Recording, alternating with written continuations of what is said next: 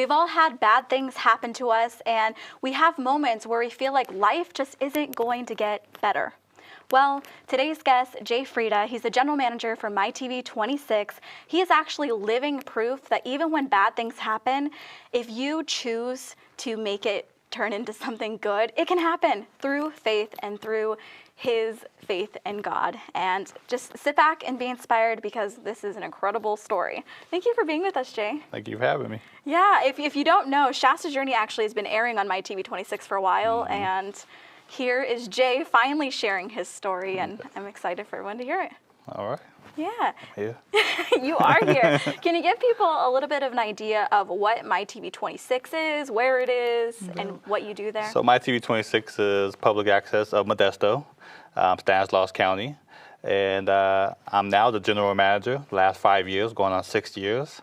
But I started as an intern. I came in the doors as a young kid out of college that was still going to college, trying to get the extra certificate in the program. And I did a lot of sports. We covered all the MMC, the Modesto Metro Conference. We did all the football and the basketball games. I ended up running a small crew to tape the games, announcer in the booth. I did all the graphics. And I literally would just show up to the board meetings just to kind of give my report on how the games went and, you know, the progress we was making. And I happened to be sitting on a board meeting, and they was talking about shutting the doors because of economic reasons. And we had lost one of the channel providers in one of the areas. So they was, and the couple was older that was running it, so they was just tired and exhausted. They was trying to get back on Comcast. At that point, we was on AT&T Uverse, which was a little harder to find, which was nice. It was all over California, but you had to go to like 5 different menu buttons just to get to our channel. So it was kind of hard, and we wasn't online or nothing like that. And of course, I was a young kid that was always like, you know, if I ran the station, I would have TVs everywhere, and we would be online and streaming. And so I'm on this board meeting, and they talked about closing down. And I kind of was like, well, we can't let that happen because I really I love public access because I believe it's one of the last forms of freedom of speech where you can create a show like you're doing. Exactly. You could have an opinion. You could put it on for the viewers to see in the larger population. You know, YouTube is cool, but there's a billion YouTube spots that you can find, and you know, there's nothing like randomly clicking the channel and seeing Shastas Journey or seeing yourself. So I wanted to keep that alive. And so I started talking in the meeting more, and I was basically like, I'll take it over, I'll run it. They were like, well, who's going to do the producing? I'll do it. Who's going to do the programming? And I'll do it. So they was like, if you think you can do it, kid, do it. Do it. You know, and at that time, the board members was a lot of people that was from the community, but wasn't really invested into the station. The gentleman was basically using the board to get connections to networking. So, you know, anything he said, people were like, yeah, I vote on it. And they have that interest. So at the same time, that worked for me because it was like, hey, let the kid take it. And most of them disappeared after that. And the station went through some ups and downs. But 5 years later, we are streaming live on mytv26.tv. You can watch us from anywhere. And we're back on Comcast as well. Ooh. And we're doing all right. Of course, you must have been ecstatic knowing that you were going to be taking over this whole TV studio. It came with challenges, though, I'm sure. Definitely. What type of challenges did you face in taking that huge step of faith? I think the biggest challenge was we also had a nonprofit. The nonprofit was established to keep the channel afloat because obviously in our area, the government don't pay for the channel to be on. There's no funds given. They had basically wrote them a check years before and was like, hey, you're on your own. Wow. And so that was the number one challenge is bringing producers back. The biggest thing was to get back on Comcast because that was the local channel and, you know, where most people could see it. So that was a big challenge. And then learning how to run a nonprofit, something, you know, me and my wife at the time, me and my wife had talked about many times about having our own nonprofit and what we would do with it. And so when it came to pass, he would give you what you asked for. So I asked for it, and I woke up and, you also have a nonprofit. So it was about how to make that benefit. Because when you're in television, it's that gray area. You don't really do kid stuff because there's a lot of grants for kids. There's a lot of grants for homelessness. we don't really do either of those. So it's kind of that gray area. So it's still to this day hard to get grants, but it do help us as when people want to donate to the station or donate to somebody's show, they can write it off because you're donating to a nonprofit. So that definitely helps. So, we had to find a way to make that work for us. And I changed a lot of, just economic things at the studio did and handled because a lot of it just didn't make sense. It was an old way of thinking. And then the live streaming was definitely a challenge. I got the station up and running live, so now everything you see, you can see online at the exact same time, and it's synchronized together, so it's not like the Chinese movie, Or those movies that were originally made in a different language. And yeah, then you gotta hear the mouth moving into and English. There's some of them I really want to watch on Netflix, but my family won't watch it because the mouth doesn't match up. Yeah, it's really annoying. This kind of throws it off. So those were the big challenges, but just with faith, and we prayed a lot about it, and I'm a firm believer if He gives it to me and put it on my plate, I can handle it. Even if I don't know I can handle it, He knows. So if it's on my plate, then I just give 110%. That's actually been the way for you for a while because you had unexpected challenges at a very young age that nobody should ever have to go through. Can you tell us a little bit about that? So at the age of 11, about 10 and a half, 11, I broke my arm, had a cast put on. I also had cuts on it because I was a neighborhood kid who liked to jump fences and jumped a barbed wire gate. Got scraped up really bad before that, and then I broke it.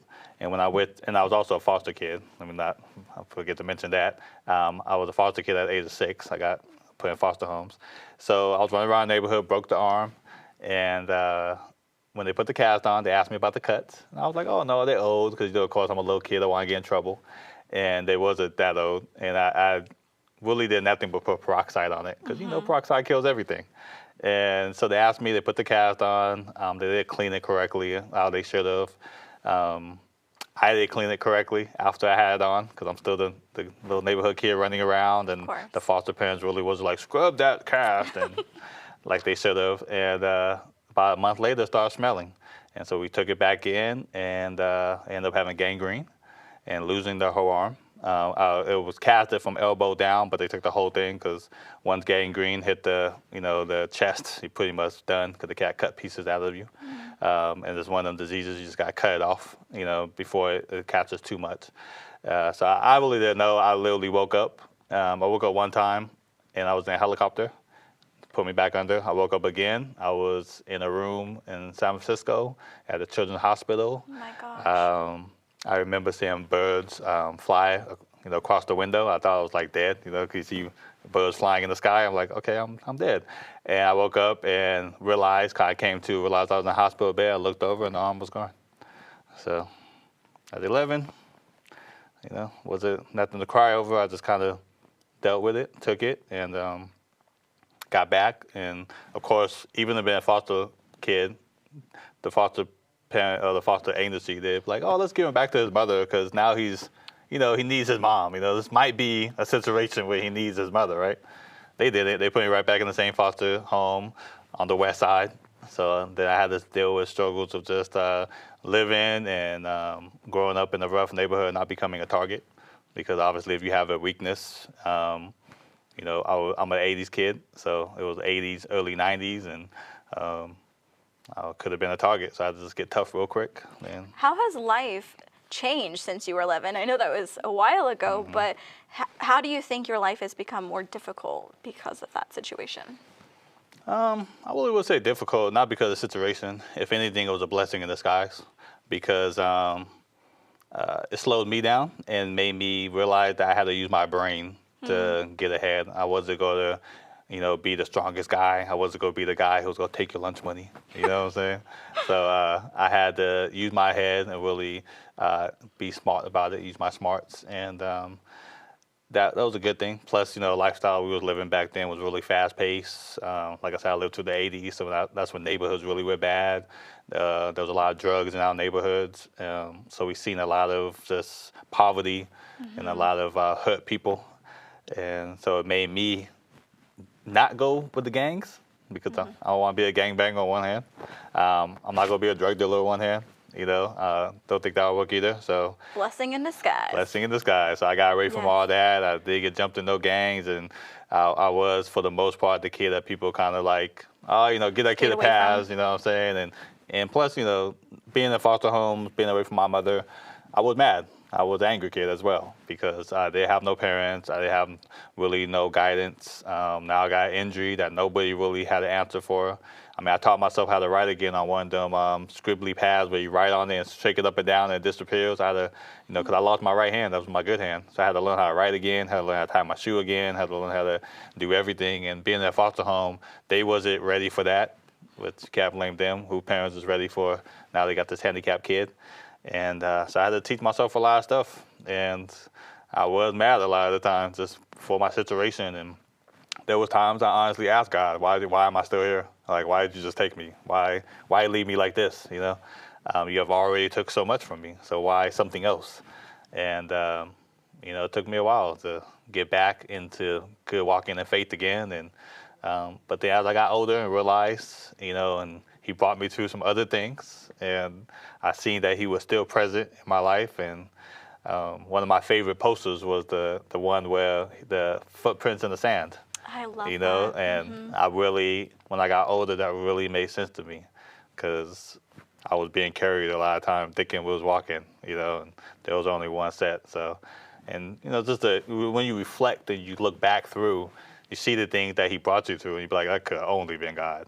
You know, no one else could have brought me through that or knew that ahead of time. So when I realized that, came back to faith, came back to speaking more into existence, more things I needed, and got my head back together well. When did you come to know your faith and understand who God was and that he was walking right beside you through it all? I think as I got older, because I still was a knucklehead, I still had a lot of ups and downs. But I had my first kid. I found out my first kid was on the way at 17. And so You were so young. Yeah, it's too young. But at the same time, that was a blessing because it made me want to man up. And so I found out at 17. We had them at 18, 2 months after my 18th birthday. So I was still in high school. I had worked the summer, so I had saved a little money. I found out, too, that foster homes at 18 legally can't hold you if you want to go. So I packed up my stuff, and on my 18th birthday, got the big homie at school to give me a ride and came pick me up. And Everything works out. Everything works out for good. I moved in with her parents for a week, and a week later, she was born a week after me. She's exactly 7 days after me. How cute. And I'm 8 days before Christmas. She's a day before Christmas. I wish my birthday was around Christmas. No, you don't. You get that split present. I love It's the worst. Christmas, though. It's the worst. This is your birthday and Christmas present. Now don't talk to me no more. So on the day before Christmas, we moved into our first apartment. We dropped the money. I put the money down. We moved in, and my kid was born 2 months later. So, but I still had to finish high school. So I still, you know, change the diapers and stuff in the morning, and trying to be awake enough to, you know, Get through to get through school. But I did. I mean, even that was a blessing because it definitely, you know, when other people was going after school and getting in trouble and stuff like that, I was like, I gotta go home, man. You had priorities. I gotta get my kid. You know, like my mom's watching, and that actually brought me and my real mom back together because she was actually in the room when my child was born, and she had never seen none of her grandchildren from my older brothers because I'm the youngest, and so she actually got to experience that, and that brought me and her closer because, you know, at the point we were still like strangers almost because I did 11 years, 12 years in foster homes. So by the time I got out, she still wanted to be mom, and I was like, oh, I got parents. So it was that conflict. God definitely used that baby to build a bridge between you and your mom. Yeah, so I mean, it brought it back together. She would come help watch the kids, so I had to go home. You know, after I was like, I gotta go pick up my kid. And then he had lactose intolerance. Oh, yeah, me too. Yeah, back then we didn't know what that was. So oh, man. It was like, why is he throwing up on me at 3 o'clock in the morning? You know, when we were giving him milk. Oh, and a baby too. That must have been. So wow. it was a new experience. We didn't know nothing about that, and so I was, you know, waking up, taking a shower, and trying to get back into bed because I gotta go to school. But it was a challenge. But you know, everything made me stronger. Everything made me where if I can get through this, I can get through anything. You have this life philosophy that is so beautiful that not a lot of people get to experience until it's too late, right? You are living proof that with God and with you relying on your faith to get you through, you can get through anything. I mean, you've pulled through some things that a lot of people would think that it's not going to get better from here. I tell people, or at least kids, I go and every year I go back and speak in front of a high school. In our local area, they have a thing called Day of Respect, where they make the whole day when they bring in guests, and they go from class to class, making 15-minute speeches in front of every class. And I go every year, and by the end of the class, I basically have all the kids saying, if I can do it with one, you can do it with two. You know, there's no excuses. I tell them, you know, even as kids, you got to find out one thing that if you didn't let anything stop you from that, then don't let anything else stop you ever in life. I tell them, if I let having one arm stop me, if I was going to give up now, I should have gave up back then when I first was like, oh, I got one arm. What did I do? So now I'm into a point where nothing no one could tell me. There's nothing you can tell me that will make me quit what I'm doing or who I am. There's nothing you can show me, telling me I ain't nothing. Nothing will make me stop, because if I stop now, I should have just stopped back then. Why even go through that then? That's how I feel about school. Everybody's like, just quit. And I'm like, guys, I only have a year left. Like, if I made it this far, why not, right? I'm like, I already wasted 3 years. I tell them in school, they have to find the same thing, you know, because all them kids, and the school's on the west side, so they come from the same neighborhoods I'm from. They have to find the thing that if they let that stop them, then don't let anything stop them, you know. And because you didn't have your parents in your life, becoming a parent yourself, that was huge. How did you navigate through that, becoming a parent at age 18 and realizing that you don't want your kids ending up in the foster care themselves? So how did you become that man and that father that you needed to become? I think the biggest thing is when you don't have family, that's the one thing you want. And so it's really that cliche of I want to be a better father than I had, right? So I didn't have one, so that wasn't hard to do. But I wanted to be a really good father. I wanted to be a father that my kids knew, that was there for them, that was in the picture, you know. And even as a black man, that's something that they kind of put on us as we're not there, right? They make this whole vision to people that, oh, the black man leaves their family all the time. I know some awesome black single dads. I got custody of my 15-year-old right now. From a previous marriage. So I know some awesome dads who raise their kids. I have another friend who he had 4 daughters, and the mom died in a car accident, and he raised all 4 of them himself with his new wife. So shout out to the awesome dads out there. Yeah, I mean, seriously, I'm going to give a round of applause for the awesome dads that are out there watching. If I could clap, I would clap too. That's okay. I'm clapping for Jay. No, but there's plenty. I just wanted to be better. I wanted to be better than I had, and like you said, I didn't want my kids to ever be in that position to have to worry about a foster parent, or, you know, not saying that all of them bad, but I've met some pretty bad ones in my time. I did a whole lot of homes. I can't imagine. Yeah, well, you know, for me, after I lost my arm, it was harder because no foster parents really equipped for that. So, and I was angry, like I said. So it was like an angry handicapped kid coming in, and there were some foster parents who were like, I'm all right. You know, I want to help kids, but not you. You know, or there was some that was like, I just want a paycheck, and just say, what's the paycheck? You know, and I did group homes too. So I've seen a lot, and there was a couple good ones. There's one actually I go back and I spend Thanksgiving with every year. Aww. And I brought my kids back to meet her, and she was an awesome foster mom, you know, and I didn't live there a very long extended of time, but she taught me so much, you know, and she's one of the only people who actually met my real grandmother. She actually took me to back to San Francisco to see my real grandmother before she died, which is, foster parents don't have to do that, but she did. Wow. So, and because my mom and my grandma was Portuguese, and so she was in San Francisco making rosaries. Aww. And they was, because they was Catholic. I just got asked today if I was Portuguese. I was like, I don't know. I think I need to take a DNA test. Yeah, might have to. They have the Portuguese look. Hey, you never know. My hairstylist, she's like, you have Portuguese hair. I was like, I don't even know what that means, but thank you. I do. What is it like realizing, so I'm sure you've heard the phrase that God is a good, good father, right? Mm-hmm. So when you think in terms of not having an earthly father, what is that like for you, to put that in perspective for people, that we do have a good, good father up in heaven? I think it's big, because you have, every kid needs a father, but especially every boy needs a father, right? You need direction. I actually just posted something on my Facebook today that says, for him to become a good man, he has to see a good man, and that's so true.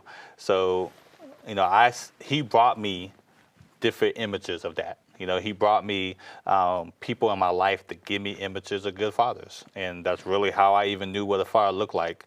I had a friend I grew up with, one of the few friends I still know to this day that knew me with two hands. And his father was a wonderful dad. Like, he raised the kids by himself. He even had a kid. This, again, was like in the 80s, early 90s. So he had his 3 kids, and then he had this white kid. And people were like, why are you raising a white kid? But he had a relationship with a woman. She ended up on drugs, and he took her kid and even raised her kid. So he had all these kids he was raising by himself, worked hard, came home. And his thing was like, I just want to come home, let me, drink something, I'll cook dinner, and he was a wonderful dad. And they bumped heads a lot. But I would always be on the side like, dude, you got a dad though. Like, why are you not seeing and appreciating what you have? Especially for me, I don't have nobody, right? So his dad gave me a lot of good advice, and a lot of times when he was trying to tell his son something, and his son would be, not hearing it, and he would sit me down afterwards and be like, do you understand what I was trying to tell him? I was like, no, tell me more. I want to know. I want it all. I want it all. I was like a sponge. I still am a sponge. But those are good things I do with my son to this day. I sit him down, I go over things. He's 15, but I still go over how to buy a house, how to pay taxes, the stuff that I want him to know ahead of time because he's really good at math. So I want him to know these things and really hear it and show him by example. His freshman year in high school, he took 2 business classes. What kid, sign me up for business classes in freshman? Like, kids don't they'll say that, but because he's been around me and seen the business, and I remember I sat down with a city controller from San Joaquin, and he controlled $1.5 billion that came into Stockton and San Joaquin. He's the one who paid the mayor, paid everyone in the city. He was the controller. And so he wanted to do a show, so we sat down to do an interview with him, and he also brought us to his house, his private plane. He showed us all this other stuff, and I had my son with me. I took him with me that day because I want him to see, what this guy do. Like, I'm like, this guy is you. He's good with numbers. He's good with, talking to people and being a leader. But that's all things you can do. And he's nothing. He's done nothing special that you cannot do. He's just got the knowledge that you can go learn. I said, one day you could be controlling all of this. People just need to know it's possible. That's it. Exactly. And the guy was real friendly. He took, we saw us playing in his house, and he just seen how he lived, and he was like, wow, I want something like this. I said, hey, man, work hard. This guy have definitely worked hard to get to where he was. So just look at that, but at the same time, be humble. When you have it, if you get it or if you don't have it, be humble and be good to people. I said, look how this guy invited us in his house, invited us into his world so that he could see, and was real friendly. I said, he got all kinds of money, but does it change him from what he brings to the table and how he treats people? So it was good for him to see. So. It's so important not to judge anybody or to think that people just got things handed to it, because just like you were saying, hard work is so important to see, because we can all get there. We can all achieve those things. I just want him to see that he could do it if he puts in the work. Everything possible. It's nothing but knowledge. As long as you open to actually learn and gain as much knowledge as you can. And then it's about making the right steps and having faith and moving accordingly, and just, not making the move that's ill toward people, because I really believe in karma, and I believe in, everything comes back to you. So, everyday life, do you feel that people judge you at all for your outside appearance? Because I always think people are judging me, right? And I know other people always think that too. We think the worst about what people see in us, right? So how do you manage that? Because that's a good question. So of course, growing up, a black individual, we feel we get judged because, and this is something I raised my kids with, something I was taught, that you have to be 3 times better if you're of color to get as far as someone not of color. And I've always remembered that. And I don't necessarily believe it's true in all situations, but I believe we do have to work hard because, yeah, we're getting judged. We're getting judged on our appearance. I get judged because I got braids. People, I go places and people judge me a certain way. I'll come back in a suit and all of a sudden it's a whole different, And then they're confused. Yeah, I want braids like that. I want to try it. It's a whole different look. Hey, my How long girl does got it take? you. How long does it take? Take a while? It takes about an hour. I just want to see what I would look like. Hey, we'll hook you up. That'd be so fun. But I think I get judged on that. And then, I think having one arm, I get judged on the simple fact of maybe he's lazy. Like I get people that kind of surprise what I do or how hard I work. And it was funny when I was just running the cruise, I was the hardest working one. So everyone would have to work harder because who wants to get outworked by the guy with one arm, right? So I see everyone like, oh, he's carrying a box. I got to carry a box too, So, you're setting the standards. Oh, yeah. Setting the standards. I was always taught to lead by example.